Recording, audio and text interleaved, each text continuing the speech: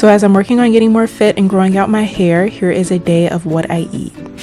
So I always start the mornings with, the label's gone, sauerkraut. I get this from Trader Joe's, and this is an amazing probiotic. And I just do like 1 to 2 forkfuls of it. I also take the Fairchild's organic apple cider vinegar raw and with the mother, and I like this one better than the Bragg's because it's a lot smoother, but this is another probiotic that I take.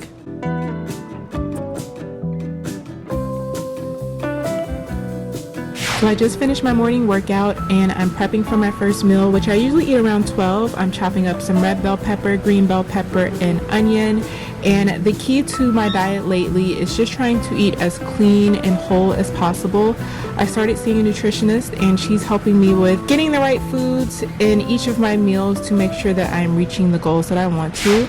And then I put that aside so I can just soak my fruits and vegetables because I am going to juice as well. I juice apples, golden beet, lemons, carrots, ginger, and some cilantro. But what I'm going to start off juicing is 3 lemons and a lime and some ginger because I want to do some homemade ginger ale to have with my first meal. And I recently learned this recipe and have been doing it almost every day. I'm going to pour about half of what I made into a glass and I put it in the fridge just for it to get cold. And now I'm just going to start unjuicing everything that I have in the bowl together. The golden beets I love because they don't have such a strong taste like the red beets do, but they have the same pretty much properties that the red beets gives. And this juice is very good and I use it as a meal replacement, which I will have a little bit later on in the day. So the 2 bowls of fruits and vegetables that I have were able to give me 2 32-ounce mason jars. Now back to the first meal I'm actually going to have for today, and that is organic quinoa. I get this from Trader Joe's and I do 1 cup quinoa, 2 cups water, let it get to a boil, and then I turn the heat down and let it slow cook for about 15 minutes. And as that's cooking, I'm going to put in my broccoli while I check on my quinoa every few minutes until that I see that the water is completely boiled out. So once it is, I put that to the side and then I clean my pan out and put some olive oil, organic olive oil, and garlic, and then I go ahead and add my pepper and onion, and then I add my broccoli once that's all finished cooking, and then I saute everything with curry, turmeric, black pepper, Lori seasoning salt, cayenne pepper, paprika, and I mix that all together.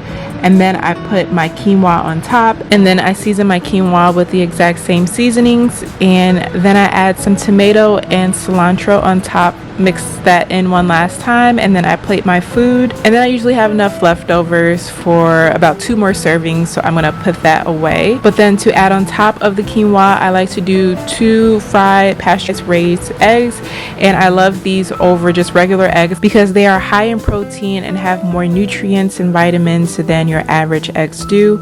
Then I just season that with some pink Himalayan sea salt and some pepper. Place that on top, and then to finish off my homemade ginger ale, I add some sparkling water from Trader Joe's, and then I get this organic raw honey, and I love this brand because they make a reference to a scripture in Psalms, which is thy word is sweeter than honey. Mix that all up, and that is my first meal. Now towards the middle of the day, I am going to pour out 16 ounces of my juice and then add the Vital Collagen's Peptides. I do 4 tablespoons, mix that all in, and I love that for hair growth. If you have not tried it, make sure you do. I also put some cashews with it as well. So for my last meal of the day, which I try to make myself eat 3 meals since that's what my nutritionist wants me to do, I wanted a sweet treat. So I mashed up a banana, added a little vanilla, some honey, a little cinnamon sugar, and I mix that all together, and I take some rolled oats and I put it in a blender just to make oat flour, and then I mix that in with my wet ingredients, until I get me a nice kind of cookie like consistency, I guess, before it's baked. I put it on my air fryer baking sheet. I did butter the baking sheet, and then I add walnuts and cashews on top. I put it in my air fryer. I'll make sure to have this one linked below. I love it. I put the temperature on 355 and let it bake for 10 minutes.